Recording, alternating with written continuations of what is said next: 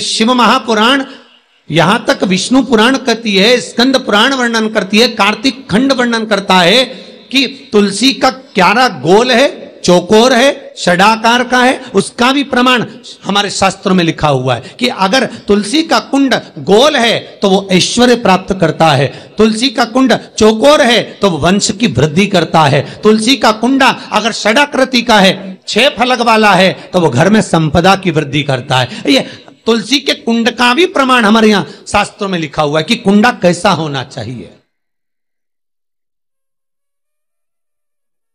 तुलसी के कुंड की आकृति कैसी होना चाहिए, तुलसी का कुंड होना कैसा चाहिए, उसका भी प्रमाण हमारे यहां स्कंद पुराण में लिखा हुआ है, विष्णु पुराण में लिखा हुआ है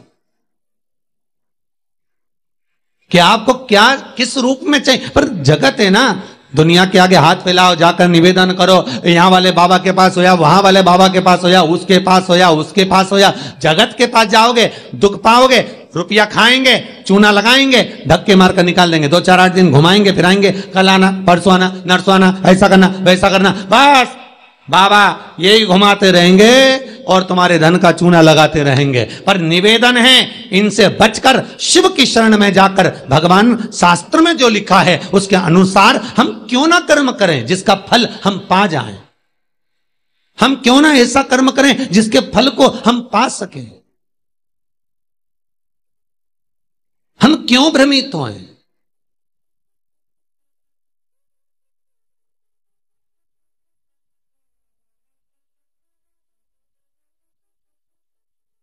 हमारे यहां तुलसी के कुंड का भी विधान है। गोल कुंडा है ऐश्वर्य देगा, चौकोर कुंडा है, आप लोग कई बार देखे होंगे किसी किसी के यहां चौकोर तुलसी का क्यारा होता है, कुंडा होता है, वो वंश बढ़ाता है। षडाकृति का है, वो धन देता है, संपदा देता है। दोष हमारा है, हम तुलसी के कुंड के नीचे शंकर जी को रख देते हैं। क्यों? कि यहीं तुलसी जी को पानी चढ़ाएंगे, यहीं शंकर जी को चढ़ा देंगे। दोष है। तुलसी के कुंड के नीचे हम सर्पदेव को रख देते हैं, नाग देवता रख देते हैं, पानी चढ़ाएंगे, पात्री रख देते हैं, नहीं, दोष।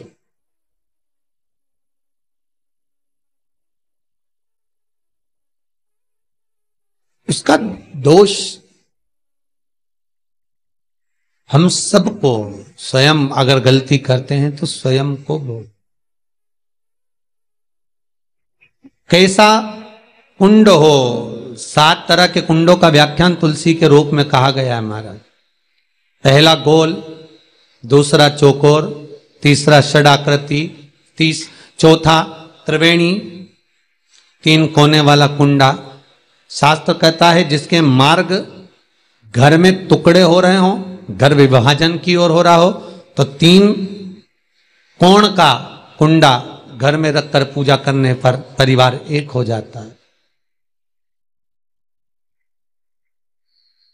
5वां, गार्डन में बिना कुंडे का, बिना कुंड का जो तुलसी का पौधा रोपित होता है, बिना कुंड के एक बगीचा जैसा बो दिया जाता है, तुलसी तुलसी उत्पन्न हो जाती है। महाराज वहां पर संपदा तो रहती है पर चिंता बहुत रहती है, टेंशन बहुत रहता। क्यों? घर के दरवाजे के बाहर इतनी सारी बगीचे में तुलसा कर दी। कोई निकल कर जा रहा था, उसने थूक दिया, कोई निकल कर जा रहा था, उसने पानी डाल दिया, कोई श्वान ने, कुत्ते ने, किसी ने, बिल्ली ने गंदगी कर दी, उसका दोष आपको लगेगा। इसलिए कुंड के अंदर तुलसा का, तो वो धन तो देगा, जो तुमने बगीचे में तुलसा लगाई है, गार्डन तुलसा का करा, वो धन तो देगा, संपदा भी देगा, पर चिंता को बढ़ा देगा। 5,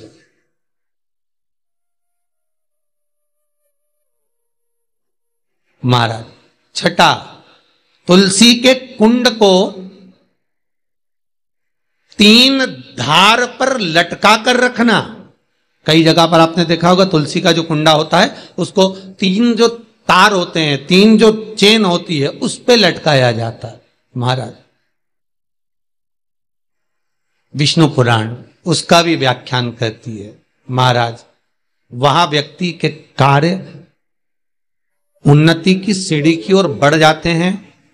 जैसे भोजन की थाली लग गई, भोजन तैयार हो गया, बस खाने बैठे हो और थाली खसक गई, समझ लेना कि तुलसी को अधर पर लटका कर रखा है। इसलिए कार्य तो हो रहे हैं, बनने वाले हैं, 4 दिन बाद ये काम होने वाला है, 8 दिन बाद ये काम होने वाला है, लग रहा है कि इसमें इतना फल मिलेगा, लग रहा है इस व्यापार को करेंगे तो इतना फायदा हो जाएगा, सब कुछ करा, लाखों रुपए लगा भी दिए, थाली मालूम पड़े खसक गई, अधर लटका है तुलसी। 7 क्रम है तुलसी के, ये 6ठा क्रम बताया। तुलसी का 7वां क्रम,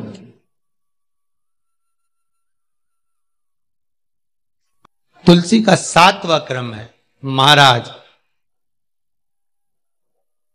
तुलसी का कुंडा जैसा घर के आंगन में है, तुलसी का कुंड जैसे घर के आंगन में विराज रहा है, ऐसा ही छोटा सा कुंड भगवान के लिए रोपित करें। प्रतिदिन भगवान की सेवा करते समय तुलसी का कुंड सम्मुख रखकर उसकी आराधना करना, फिर उस कुंड को वापिस बाहर ले जाकर रखना, फिर दूसरे दिन पूजन के समय पर कुंड को लाकर रखना। हम तो यहां तक कहते हैं विष्णु पुराण गर्ग संहिता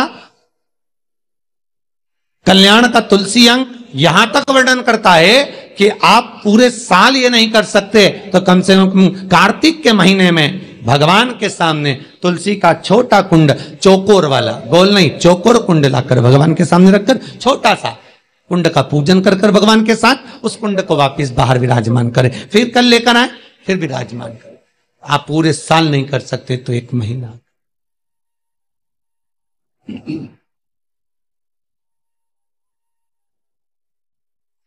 उसका फल 1000 गुना प्राप्त होता है।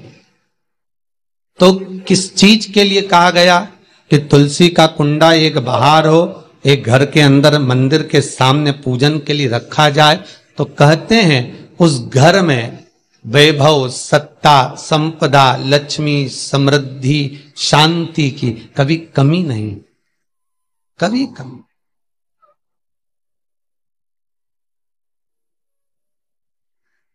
प्राप्ति सुख की, आनंद की। 7 तरह के कुंड, 7 तरह के तुलसी के रोप का वर्णन हमारे यहां विष्णु पुराण में किया गया। 7।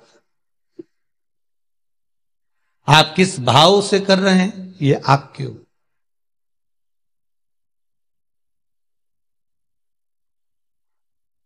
महाराज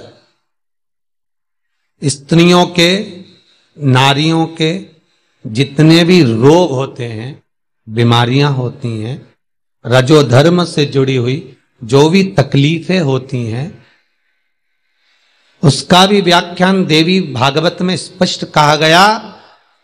गूलर का फूल अर्थात जो देवी जी को, माता जी को जो घंटी वाला फूल चढ़ता है लाल कलर का, गूलर का फूल माता के चरणों को छुआकर, तुलसी के पौधे का स्पर्श कराकर जो नारी को रजोधर्म से जुड़ी हुई परेशानियां होती हैं, उसके अंतर्गत वो फूल तुलसी का पौधा दिखाते हुए खिला दिया जाता है, तो 3 दिन में उसको 2 दिन में आराम लग जाता है, 2 या 3 दिन में आराम। महाराज तो शास्त्र कह रहा है आराधना में आप हाथ की माला, कर की माला ना भी रखें तो घट की माला, तुलसी की माला, रुद्राक्ष की माला आपके कंठ में होगी, तो 21,600 श्वास जो मनुष्य के शरीर से प्रतिदिन निकल रही है, 21,600 श्वास जो मानव के शरीर से प्रतिदिन निकल रही है, उस श्वास के बल पर आपकी घट की जिह्वा से वो मंत्र जाप हो जाएगा, उसका पुण्य आपके खाते में।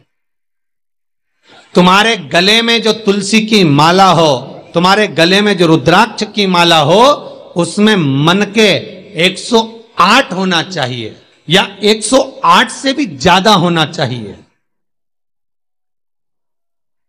कम मनके की माला मत पहनना गले में, बारीक बारीक मनके की कर लो, छोटे से छोटे मनके की कर लो, 100 से भी ज्यादा हो, 108 से भी ज्यादा हो। क्यों? क्योंकि गले में अगर तुलसी की माला होगी, गले में रुद्राक्ष की माला होगी, भले तुम